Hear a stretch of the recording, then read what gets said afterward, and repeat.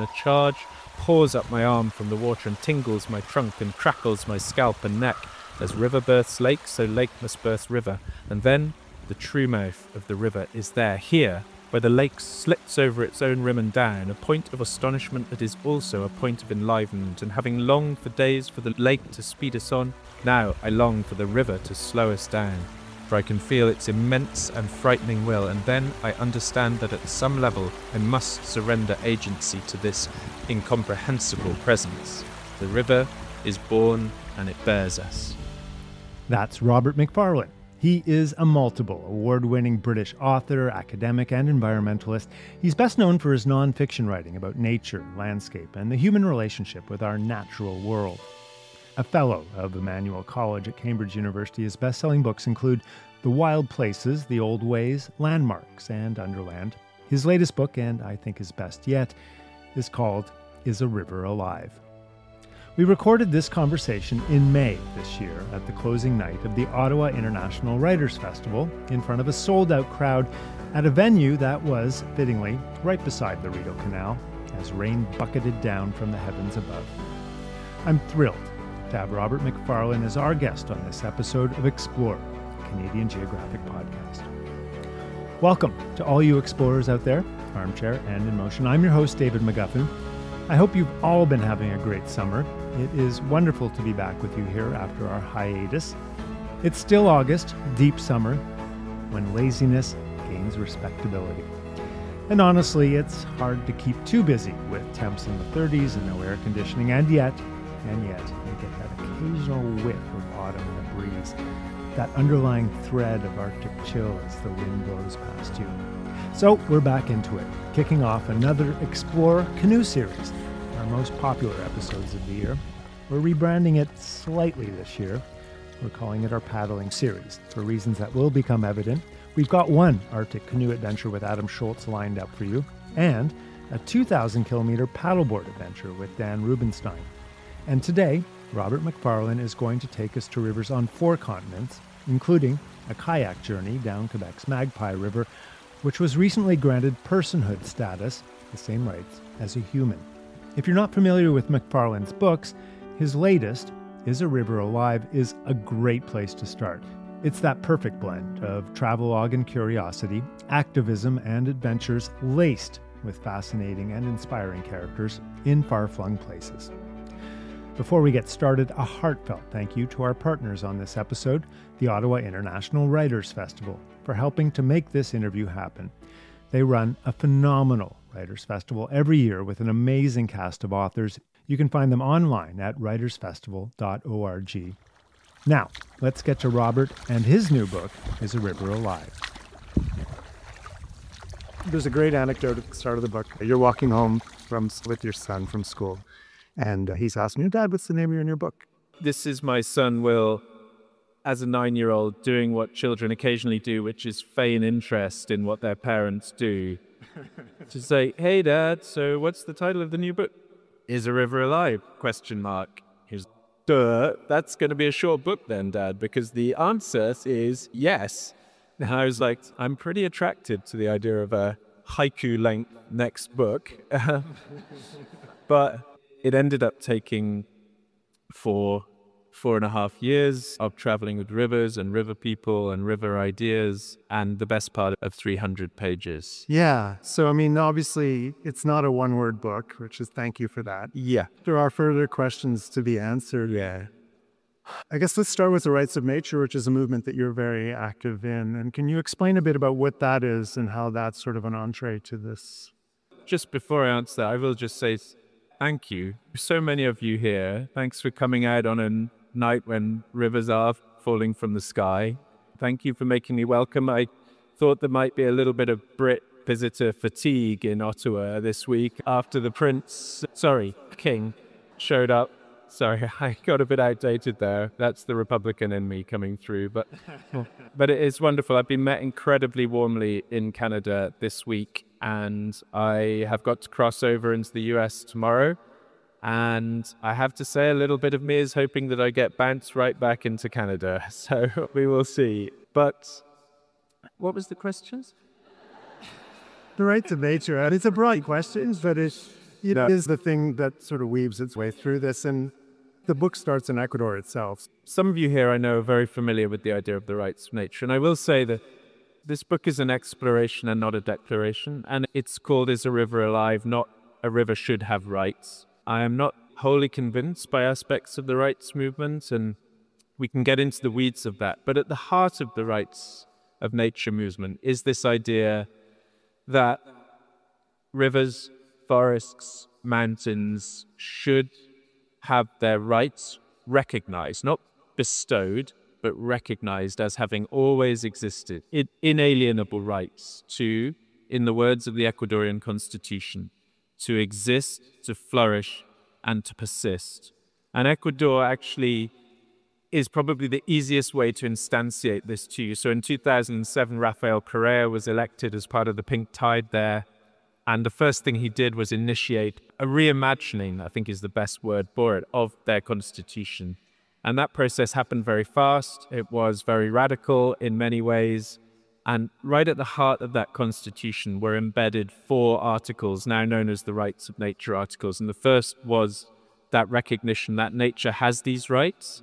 And the fourth made the state the guarantor of those rights. So theoretically in Ecuador, any citizen can bring a case all the way up to the Constitutional Court on behalf of nature if nature's rights are thought to have been violated. And that is radical thinking. That is radical legal thinking.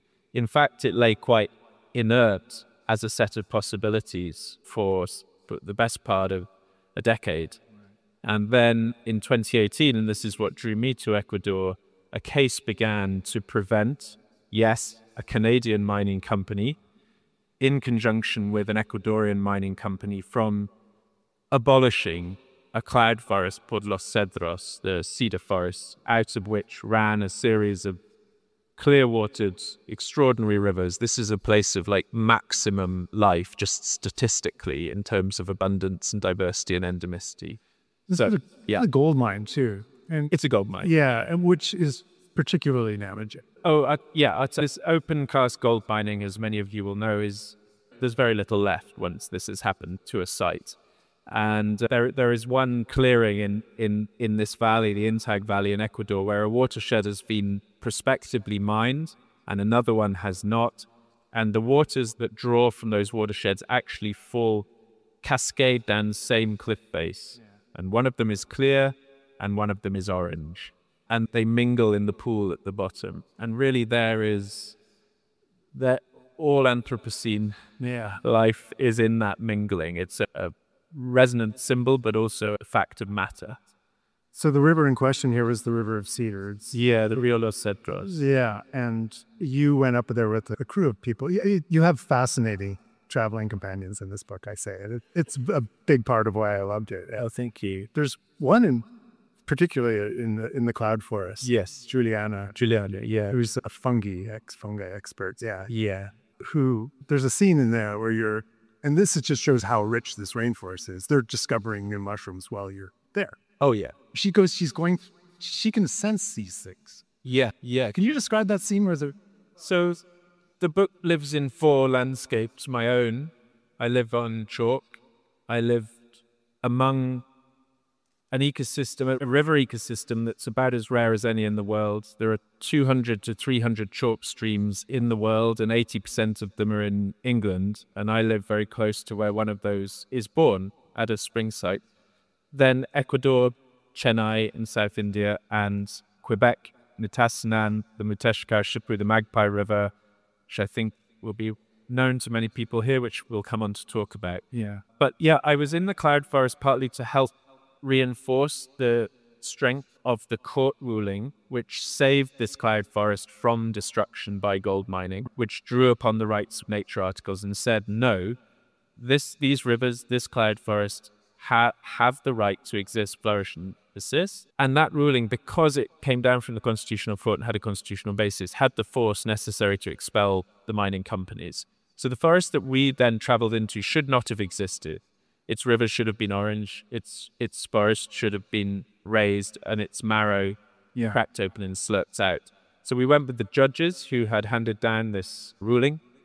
which was amazing because they had not met the forest because the ruling had been handed down during COVID. So watching these Ecuadorian judges, without whose moral, juridical imagination the forest would not exist, meet the forest was profoundly moving. I was also there with a mycologist, a Chilean-Italian mycologist, Giuliana Furci, and we were trying to make second collections of 2 species of mushroom.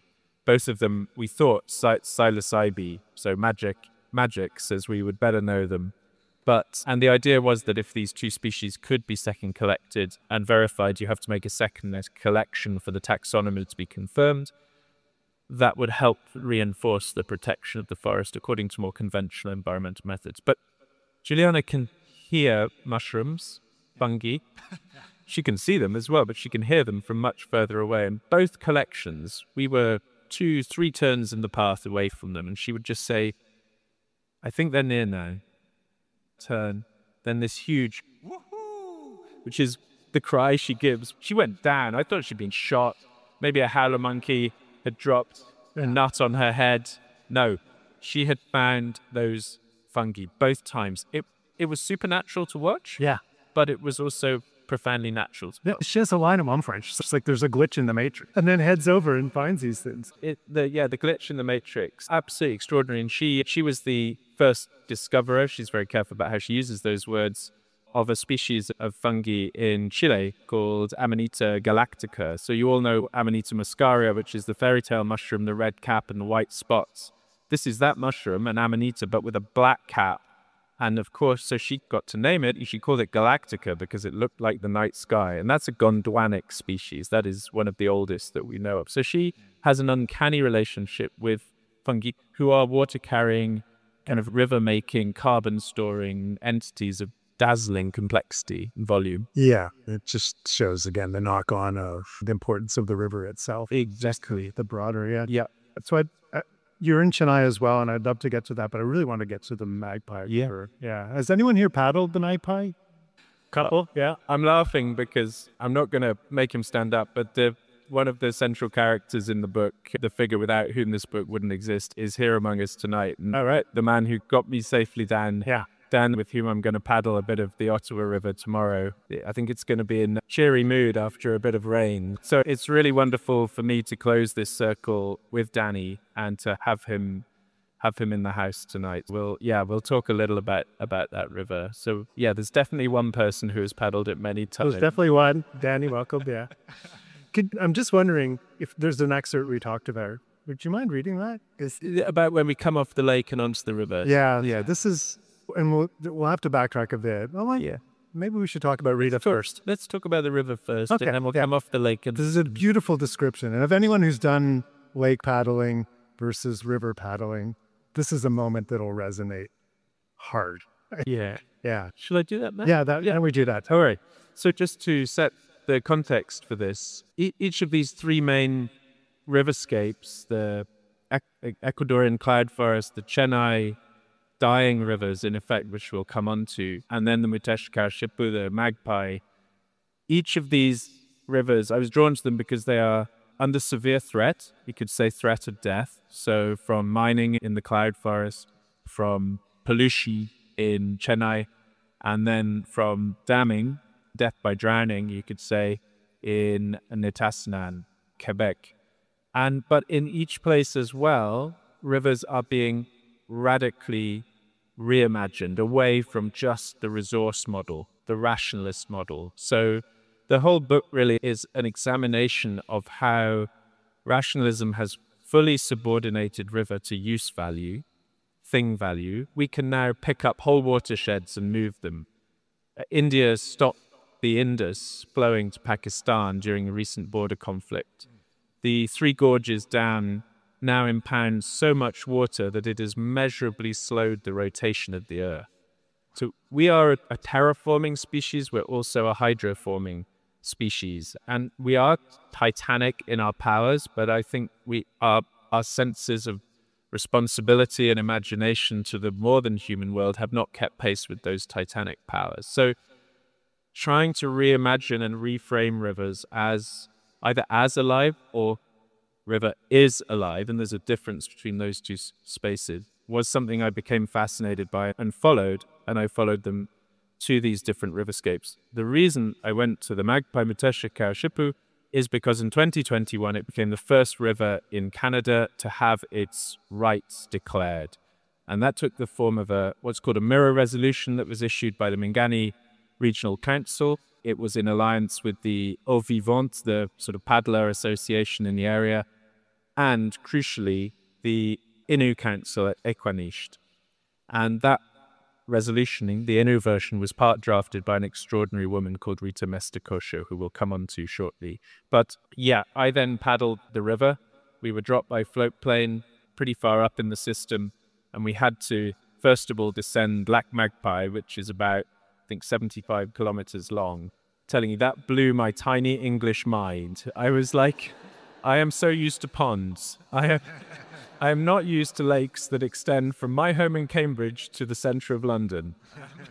But that was our first stop. And then after, I think it was 3 days paddling that lake, we came off the lake and onto the river. And I'll just describe what happened then, what happened to language, what happens to the spirit.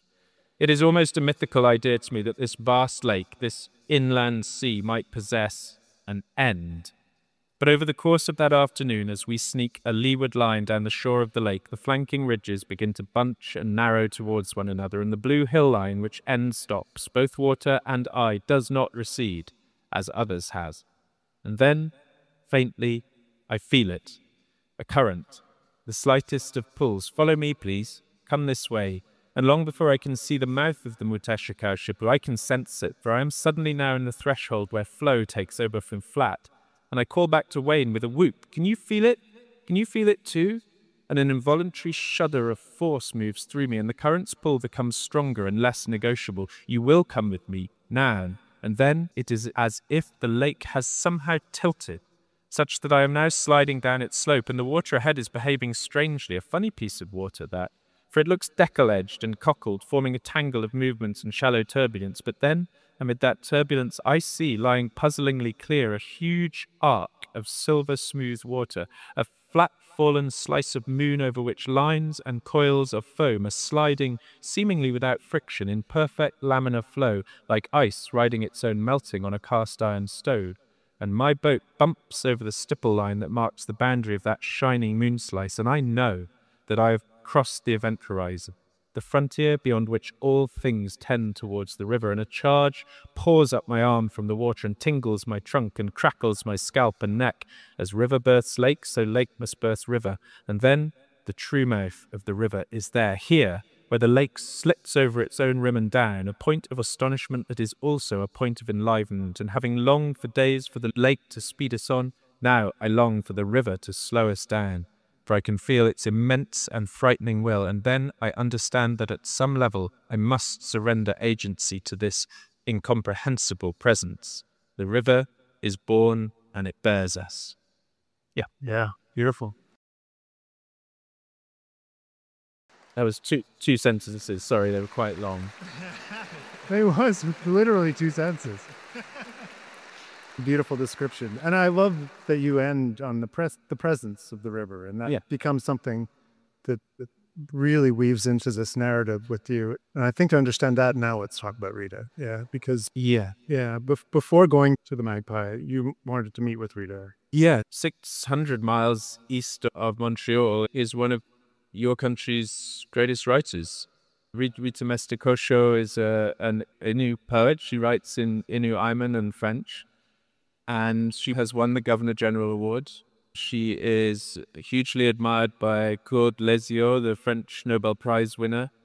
She is fiercely attached to her community of her township of Equanisht. She's one of the most amazing people I've ever met.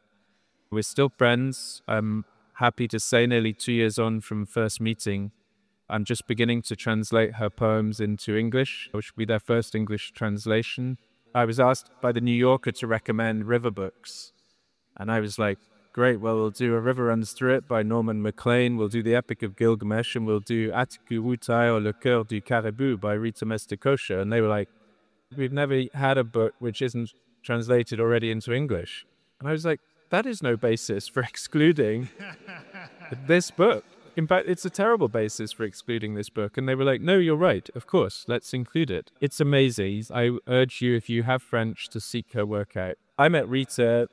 Danny knows Rita very well. Danny was absolutely instrumental in brokering trust between me and the community there because, of course, I wanted to ask permission. I didn't want to pitch up on the Muteshikau Shipu and just some white guy from England just paddling down it. So I went to ask Rita for permission, and I traveled for 4 days to get there, and it was perfectly reasonable that she might just say no, and I'd have to go back. She looked me up and down. She was like, you look too much with your eyes, you think too much with your head, you don't feel enough with your heart, and you're not taking your notebooks on the river. And I was like, Rita, I can get with the first 3 of those. You're totally right. But please, can we come to a negotiated settlement about the notebooks, which did happen. But she also said, of course, you don't need my permission to travel down the river. It'll be amazing. You need the river's permission. I was like, oh, okay. How do I apply in triplicate? And then that opened up this wonderful conversation where she was so vital in opening me to how the river would open us, which is exactly what happened. And this river, your river, their river, and the company I kept on that river at the end of these years of river traveling is where I think a river is a gathering that seeks the sea. It's made of many tributaries and branchings and convergences. And it was on that river where everything converged, metaphysically, physically. And that wouldn't have happened without Danny. It wouldn't have happened without Rita. Yeah. Yeah, at one point you talk about you feel like the river's writing you. Oh. What do you mean? Yeah. What do you mean by that? The rivers were my co-authors in this book. And that sounds cute. I don't mean it cutely at all. I mean it absolutely. And I don't mean it just in the sense that I wrote some of it while I was on the banks of rivers. I mean that the rivers were my collaborators. I could not have thought this book without them. And there were sections, the ending and then the epilogue, that I profoundly feel were predominantly written by the rivers, in the sense of the force of imaginative presence and pressure that brought, I mean, they were both complete surprises to me, that brought them into being. The song that you heard twice just before we came on is a song called Song of the Cedars. And I co-wrote that song with my friend Cosmo Sheldrake while we were in the Ecuadorian cloud forest. I also co-wrote it with the Ecuadorian cloud forest. If you go on Spotify, you'll see that the artists are named as Robert Macfarlane, Cosmo Sheldrake, and Los Cedros Cloud Forest. And we are currently bringing suit in the Ecuadorian court system to recognize the cloud forest as the moral co-author of that song. And that will be, if that works, it will be the first time that a more than human, a natural entity has ever been recognized as the co-creator of a song with moral authorship or any artwork, which seems to me mind-boggling. Of course we write with nature. Of course nature sometimes writes with us. Yeah. But copyright law is profoundly Afrocentric globally. So these are just some of the ways in which rivers and the writing of this book and the thinking within and behind and beyond this book is just trying to reimagine the ways we participate with the world beyond the human. And it's happening all of the time. In our systems of power, our structures of imagination and thought, they have grown up predominantly to be anthropocentric and to elide what Karl Marx calls nature's free gift to capital, if we want to put it in a fiscal term. Yeah, so that is what was happening. And the river absolutely wrote sections of this book. Yeah. And it felt like even more so than, I think, as you say, everything in the book led to you being on the Magpie. Yeah. There was a lot of that all came together, and you were giving every morning, you're giving tobacco to the river, you were pointing your tent to the east. Oh, yeah. Yeah, that was instructions. Yeah, Rita was like, every night you have to pitch your tent facing east so the sun greets you. It's like, fine. Sometimes that meant that we pitched our tents facing a wall of rock when there was a really nice lake behind us. But I was like, I'm not disobeying Rita. So she gave us a pouch of tobacco and she said, a pinch for the water, a pinch for the land each morning. And that became a little ritual, but also a recognition of the land we stood on, the water we moved on, the gifts that they give to all of us all of the time, which many of us have invisibilized, as it were, to use a verb of one of my traveling companions. Yeah. And there were also the black fly It's black fly season here. to keep us humble. Yeah. I could describe what happened the first time an Englishman and an American called Wayne met your fabled black fly. Yeah, please. Yeah, they love fresh blood. Oh wow. Yeah. Look, I come from Scotland. I live in England, but I climb mountains all over Scotland all my life, and we have the midge, right? Yeah. Have you? Yeah. Okay. I see some feeling, head shake, head nods from the midge. I've donated, I would say, definitely pints of blood to the midge community over the years. And I used to think they were B-movie terrible. And they are. But black flies just knock them out of the park. So we were on the lake and we'd pulled up for the evening. And I'm with Danny, my friend Wayne, an amazing Czech Quebecois man called Ilya, who I called the bear in the book. He's so strong. Anyway, that evening when the wind drops, the first wave of black flies hits us. I notice a small, shiny, bulbous-bodied fly crawling on my hand. It looks rather sweet, like a stubby winged ant. It's a child's toy of an insect, and I peer at it. Is this the notorious black fly? I ask, unimpressed. It doesn't seem to be a biter. The bear shifts uneasily and scratches the stubbly top of his head, making a sound like a boot scraper. Yeah, that's a black fly, and they do bite. He pauses respectfully. The thing about black flies, one of the things about black flies is you don't really notice them biting you until after the damage is done. There are quite a few black flies on and around us now, I note with interest. I look over at Wayne's bleeding from his forehead. You're bleeding from your forehead, Wayne, I say. He must have clipped it on a branch while foraging for firewood, I think. You're bleeding from your neck, Rob, says Wayne. Really quite a lot. I must have put it on a branch while foraging for firewood, I think, which is strange, because I didn't feel it, and nor did I go foraging for firewood. Now I think about it.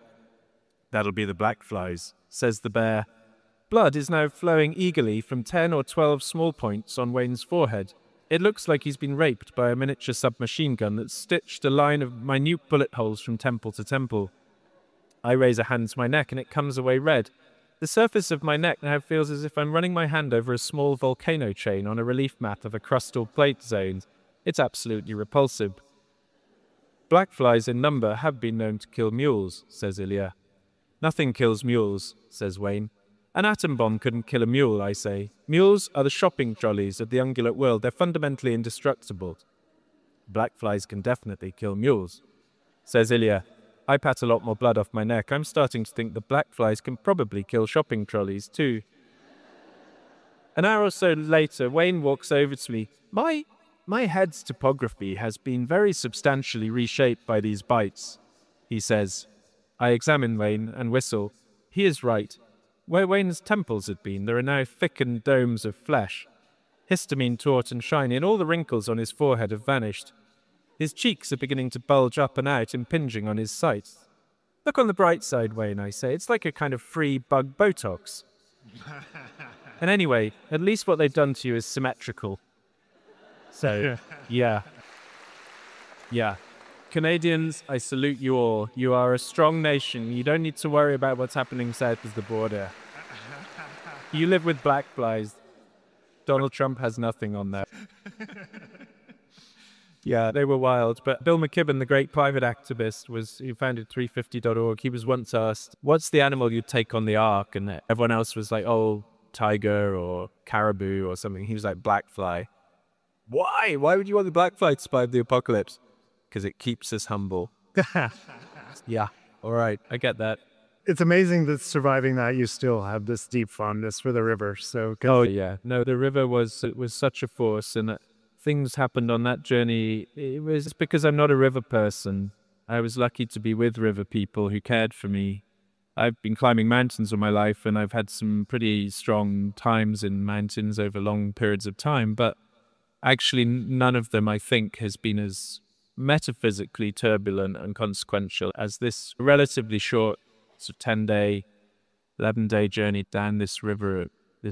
So I'll always be grateful to the river and its people, Rita and Danny and Ilya and Wayne, and Raphael. Yeah.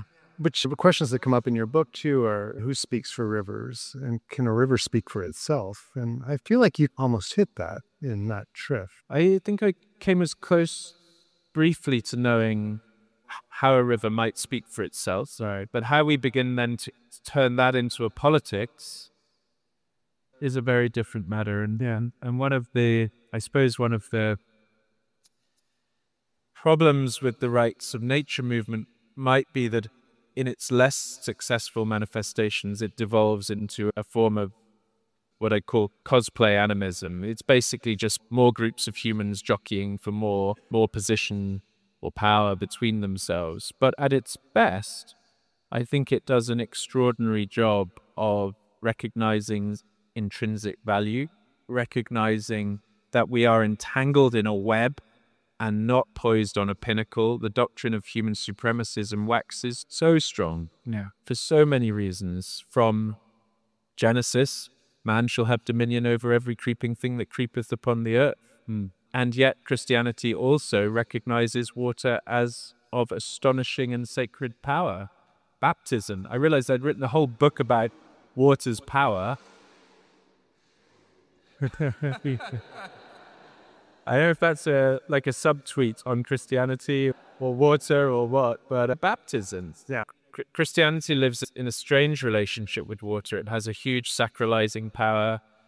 And yet at times, versions of Christianity have literally flogged animistic thought out of, for example, indigenous inhabitants during the colonization of the Americas. During the Reformation in England, when Catholicism was banished following Henry VIII's schism from Rome, the altars were stripped, but the landscape was stripped as well. So this is a lesser-known manifestation of the Reformation, but there was a vengeful, purging fury visited particularly on animate places in the landscape. So springs and flowing fresh water in particular, which had been venerated for long periods of time within Catholicism and prior to that a sort of Celtic paganism, were taken as idolatrous, and vigilante groups would move out and destroy the chapels that had been built near them. And in many ways, that's the beginning of a narrative of disenchantment with water, a forgetting that water is life, and to voice the more radical version that rivers are alive. But we can simplify that and just think our life flows with that of rivers, and it always has and it always will, and we forget that absolutely at our peril, even in a country as generously provided for with rivers as yours is. Yeah. Now, at one point you say, we are bodies of water. We are bodies of water. We're all participants in the water cycle. Yeah. Now, there's a great line too. It's like, running we're a river. Seated we are ponds. All of us here are flowed through by water. And whatever we're doing to our rivers, we're doing to ourselves at the end of the day. Absolutely, at some level. And when we heal rivers, we heal ourselves. So some of you will know this, I think, probably the most inspirational, hopeful story of, let's say, the last 2, 3, 5, even 10 years that I know is a river story. And it's the story of the de-damming of the Klamath River, which flows out of Oregon into California. And that was the result of a 25-year campaign to bring down 4 massive dams that went up from 22 onwards. And it was spearheaded by the Yurok tribe, who in 2019 issued a rights of nature declaration for the Klamath. Yeah. And those dams, the last of them came down, that final dismantling demolition happened last year.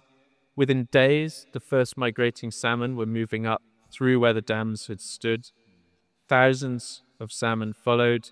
The revegetation process has been extraordinary. The huge blooms of goldenrod, lupine, California poppy, all flaring this flame of hope and possibility. Just this spring, just ending, the prairies are regenerating, the wetlands are regenerating, and people's lives are returning there, particularly the food sovereignty and food security of the Yurok people, who were always a salmon people, but when the dams went up, that became impossible. So the rights of nature and human rights, let's say, more the health of rivers and the health of people, they're so tightly tangled. Yeah. It's not a mystery. It's not a mystery. Yeah. There's a challenge in Quebec, and I live in Quebec, and Quebec is very proud of its hydroelectric because it's carbon neutral, it's clean, it's all these things. And you have a description of the neighboring river to The Romaine. the Romaine, yeah, which was dammed. Yeah, multi-dammed. Yeah. Yeah. And what are the difference between those two rivers? The Romaine is now predominantly a set of changed reservoirs, and that has brought many good things. It brought a spike in employment to the area. It's obviously brought funds to the communities there, indigenous and non. It also brought a spike in marriage breakups and sexually transmitted diseases that when the work camps were present. These are enormously complex pictures. Portages were drowned, historic grounds of the native peoples there were inundated. The river itself has been drowned. So the cost benefit here is weighing up so many forms of good and so many forms of ill. And there, as Ilya says, there's nothing easy about dams. Of course, he's absolutely right. Rita and the community at Equanisht, in conjunction with Minganikans, didn't want to see what happened to the Romaine, happened to the magpie, the Mutesha cow. And in many ways, that's what Hydro-Quebec had its eye on next. And it still does. It's made noises about having no immediate intent or no short-term intent, but there has as yet been no absolute declaration that the river will not be dammed. So yeah, that's where we are. But to be with that river and to see the life it brings and has brought humanly for 8,000 years, more than humanly since the ice left, so in 10, 12,000 years. It is worth remembering that in the northern parts of our hemisphere, at least, the period of human flourishing, the Holocene, has been coeval with the life of rivers. And when the ice left, the rivers they had their birth. And the spring I live near was born around 10,000, 11,000 years ago when the permafrost freed the chalk, allowed settlement as groundwater, the aquifer filled, and the springs began.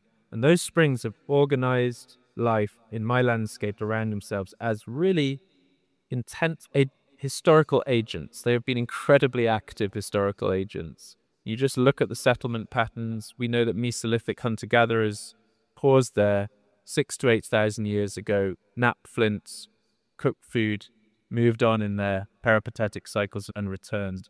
And now the city is there in large part because of that water. But the springs I live by are on life support. Just in case you don't know this, there is not a single river in my country, England, which is in good overall health.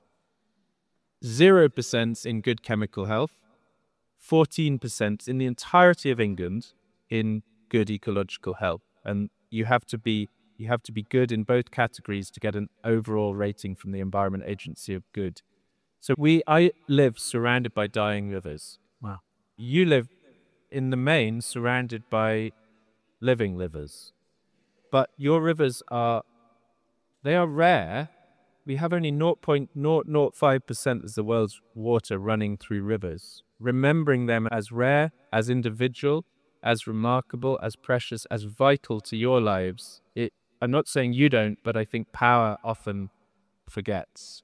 So I live surrounded by crisis, but also surrounded by a river guardianship movement which has sprung up in the face of that crisis in really remarkable ways. And I see kinship between the river guardians in my country, those in yours, those in Chennai in India, those in Ecuador. They share a vision of relationality. So taking the example of the magpie again, what have they done right in that sort of realm of recognizing a life of the... If I can find it, I could just try to read you what the declaration sounds like, because it's a pretty amazing piece of writing, but I always find it hard to locate. One thing I will say about Hydro-Quebec and the way water is managed in this country, and I speak as an external observer, is that it boggles my brain that boil water advisories should still be in place in so many remote communities. If you can build dams big enough to export many megawatts of power, often away from the region, always away from the region, because the region is not a center of need, but you can't supply drinking water. Something has gone wrong in the way water and justice are being imagined. I'll just read you 2 paragraphs from the Equaniche Declaration of the Rights of the Mutashakau River, and you'll be able to hear the recognizable grammar of the Declaration of Independence, whereas, be it resolved that. But you'll hear another worldview irrigating that language. It's a much longer document. It's just 2 paragraphs. Whereas, since time immemorial and long before the arrival of Europeans, the Innu people have occupied, managed, used, and frequented the Nitassinan homeland, of which the Mutashakau-Shipu Magpie River is a part, practicing a traditional way of life and surviving on the area's fauna and flora. Be it resolved that the Innu Council of Equaniche declares that as a legal person and a living entity, the Mutashakau-Shipu or Magpie River and its watershed have fundamental rights in accordance with the beliefs, customs, and practices of the Innu of Equaniche. So that's an example of what happens when a legal pluralism, an imaginative irrigation happens, where water comes together with other water, we could say. Right. And to me, it's very exciting what's happening there. Yeah. Is it enough yet, or? It's, at the moment, this is a symbolic declaration. Right. So in Ecuador, we have constitutional, as I say, there's constitutional basis. I will say the Goldman Prize for Environment, which is sometimes referred to as the Nobel Prize for Nature, and I think that's right, which rewards grassroots activism, is a huge prize. I really admire it, and I commend it to you to go and find a little more out about the Goldman Prize. The last 2 years, it has gone to, as it happens, female, and it is very often women who are pioneering in this field, water defenders who have used rights to defend their water. So Teresa Vicente in Spain has seen the first European constitutional recognition of the rights of a body of water, the Mar Menor Lagoon in southern Spain, a huge saltwater lagoon, desperately ill. And that has been now recognized by the Constitutional Court in Spain. And then a Peruvian water defender who has won a really remarkable victory in the Peruvian legal system on behalf of the Marañón River. Their implementation is the problem. Like the legal force is strong in that, but implementation is tremendously difficult. So there are all these different stages of defense. And can you just draw a dotted line all the way back to Ecuador for all that, you think? Or is it? Yes. So Ecuador was a gong strike. Yeah. It's a real gong strike. And then another came in 2017. I think actually many people seem to half recognize this when the Whanganui River was recognized by parliamentary act following a long, 150-year dispute between the Whanganui iwi, the Maori of the river, and the Crown wanted to blast and dam and farm the river, and that was an instrumental worldview. Anyway, finally in 2017, this remarkable act was passed, again recognizing the river as a spiritual and living entity, recognizing its rights, appointing a body of guardians to speak for the river, act for the river's best interest. So it's exciting. It's gaining momentum.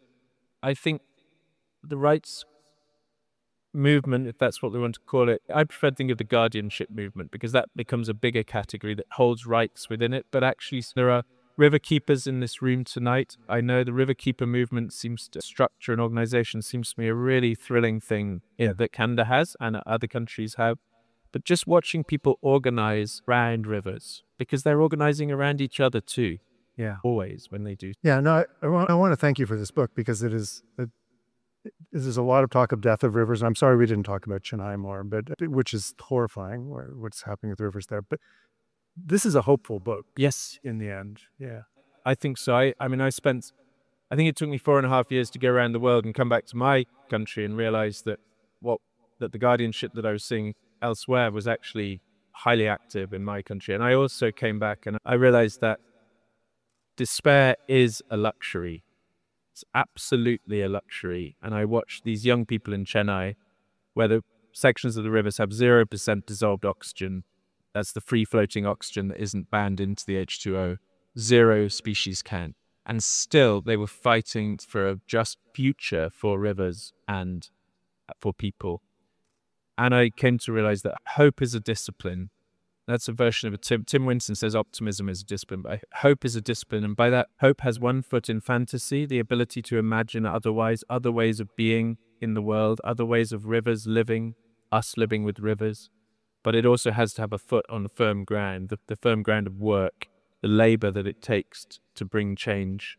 And we see the discipline in many ways of Trump. This time round, he's really organized. I know it looks chaotic at the top, but the organization had already been put in place. And yeah, I just published an op-ed today in the New York Times about the Trump administration and rivers, and told the Klamath story, but also then I've just spent too much time in the weeds of the executive orders, looking at what they mean for water health, Clean Water Act getting pushed aside in many ways, the redefinition of harm under the Endangered Species Act, which reduces habitats as a context of harm and instead centralizes it as intentional harm to individual entities, hugely consequential, and the logging expansion, which, anyway, so things are bad. So we have to be organized for hope and for life, as well as for the opposite, because the people who are pushing for the opposite really organized this time. Yeah. Thank you for this 300 pages of hope, seriously. And I think we'd like to take some questions from the audience. If anyone has, put up your hand if you have a question for Robert. Segueing on your last point about hope, I wonder if I could get you to say a couple of words about Yuval Aves, because of all the water defenders you met, he seemed to me the most remarkable, because he's a survivor and he maintains a remarkable hope in the small miracles of nature that he sees around Chennai and the mangroves and such. Yeah, thanks. Yeah, some people here have read the book, others haven't, but Yuval is the central figure of the Chennai section, and he's a young naturalist in his late 20s, an activist, a water defender is a good way of putting it. But he suffered a tremendously violent, abusive upbringing at the hands of his stepfather. He also suffered a series of bereavements, including losing his younger sister, but very suddenly. And in many ways, he should not have turned out to be this radiant, luminous, inclusive young person that he became. But he ran away from home, ran away from the abuse, and crystallized himself at a Krishnamurti school called Pashala, inland of coastal Chennai. And there, the land and the water and the creatures and the people and the books became his teachers. And I think it was that land-based pedagogy that reopened the small self that he'd had to curl up into just to survive on a daily, weekly basis. And where many people might have stopped their re-expansion at the size of the usual self, shall we say, instead Yuval just kept growing the limits of being, of what it means to be in relation. And so he is now at the heart of this extraordinary group and vision of the world, which seeks, the Tamil word is Palaya, which translates as all of life. And yeah, that's where I really saw despair as a luxury, watching the power that they were fighting, the infrastructural problems they were fighting. So young too. So young. Just search for, he's amazing. He has a book called Intertidal, which is recently published. Yuval Aves, Aves, and it's just magnificent. Thank you for your talk tonight, Robert. My name's Mark. You used two expressions, and I was wondering if you could just say a little bit more. You talked about being on the rivers and how things metaphysically converged for you. At a certain time, you found things metaphysically turbulent. And I don't know if it's going to connect up with your work at Cambridge, where it seems a very cerebral place. So maybe you talk about it in the book. I haven't had a chance to read your book. Sure. Thank you. Oh, thank you. I taught at Cambridge 22 years, and actually, I think it connects with that. The best definition of teaching I've been able to come up with is thinking with, not filling the vessel in front of you. And so almost all the teaching I do is dialectic in nature. I'm lucky to work with groups of 1, 2, 3, 4, usually maximum 15, 20. So thinking with, and that sense of collaboration actually carries across to the river. My acknowledgements are filled with the names of my students, and they're also filled with the names of rivers. But at some level, I think what the river did, or at that time and with Rita's help, was just wear away a whole bunch of the usual shells and layers and accretions and ways of seeing and ways of being. And it did that in rough ways, and it did it in ways that I would be hard-pressed to explain. But I think it's the only way I can account for this very strange, transcendental, or actually I think the better word for it is Thomas Berry's incidental. Berry says we shouldn't speak of transcendence. We don't have time to leave the world right now. We shouldn't speak of incendence, which is where you climb into the heart of things, the matter of things. And I think that is beautiful. And I think what I experienced was actually not transcendental, it was incidental. And so something like that. Yeah. In the back. Hello. Hi. I have a question about the river as a teacher. And what lessons have you internalized from your time on the river and got from other cultures as well? Fair question. Yeah, thanks so much. And I think just it's sort of part of what I'm talking about, this participatory thinking. Even just naming the river as teacher or the river as co-author immediately de-objectifies the river. The river becomes agent, the river becomes presence, becomes fellow subject citizens. And I think when I say this, I realize how inadequate it sounds. It sounds like I sometimes say nothing a Buddhist couldn't tell you before breakfast, but the river changed my sense of time. When I say the river here, I mean all the rivers I followed, the river of thought, the river of people, and these many rivers that I spent time with over these years. But as a writer and as an academic, as a human, whatever, I sometimes thought of myself as dry-footed on the bank. I was the one with the notebook in hand and the pen behind my ear, watching everything else pass by, but I wasn't part of that flow. And now that's gone. That's so gone. I'm roiled by eddies, the eddy line, the spiral line where flow meets counterflow, that always being rushed onwards, upwards, backwards, downstream, flipped around. I know that I'm never dry-footed, and that has changed fundamentally the way I relate to moment by moment, person by person. So that's probably the greatest thing the river taught me is, and it's true of all of us, we are all always already in the flow. Hi, thank you so much. My name is Rebecca Aird, and this is very unfair, but I'm going to ask you to maybe put yourself in the position of being a communications consultant for Canada. Okay. I know we're talking about rivers here, and you said 0.002, I think, percent of the surface water of the earth is in rivers.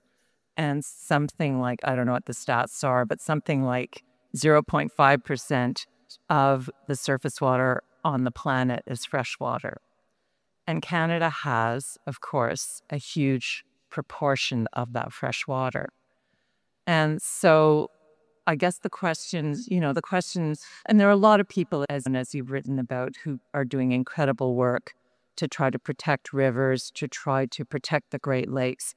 But we don't, I think, see ourselves as a nation with a deep stewardship responsibility for fresh water because of how much we have here. So I'm just wondering if you've got any thoughts around that. I have two thoughts. One which is an embroidery on yours, and the other which may be more contentious. The first of those is, and I write briefly about this, that I think Canada enjoys or suffers from a delusion of the infinite. Your country is so vast, your population relative to that scale is so small, your forests so immense, your fresh water so seemingly endless in its flow and its health. And actually, I think that is a calamitous misunderstanding to fall into, and instead recognizing what you have as miraculous, but absolutely as limited.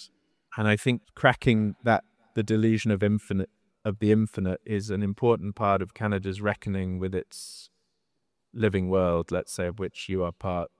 And I suppose then I would just internationalize the question and say that Canada has one, and this is not what's going to get me the job as the communications consultant for your nation.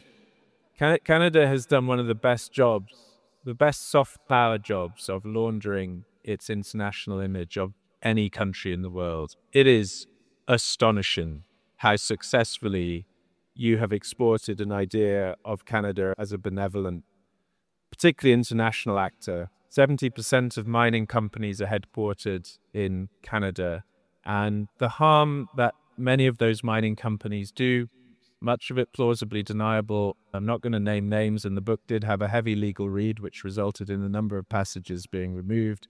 It is part of what it means to be Canadian and for Canada to be itself. And I would just, particularly in connection with Ecuador, I would just name the work of Brandy Morin, who is a stunning journalist who works incredibly hard on Canada's international relationship with environmental harm, particularly focused on Ecuador and particularly focused on mining. So I would commend Brandy Morin's work to all of you. Go read the series in Ricochet. And so thank you for the opportunity to speak as the nation's communication consultant. I speak with hesitancy as an outsider looking in, but sometimes outsiders looking in get to see a little bit more clearly. And I'm sure you could do a great job on my country too, and we sure need it. So, okay, thanks everyone. Thanks very much. Robert Macfarlane's latest book is called Is a River Alive? Thanks again to the Ottawa International Writers Festival for hosting this live podcast event, and thanks to all of you for listening. If you have a minute, could you please give us a rating and write a short review of this podcast? It helps others to find these interviews, and we love to get your feedback. And don't forget to subscribe so you don't miss upcoming episodes. Until next time, when we'll explore again, I'm David McGuffin.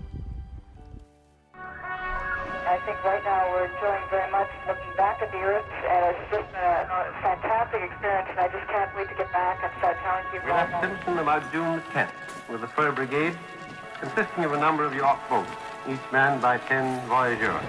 For us Inuit, it means that Inuit oral history is very strong. And we flew low over every inch of the country that could be. We were hoping that he would fire at us. I guess 160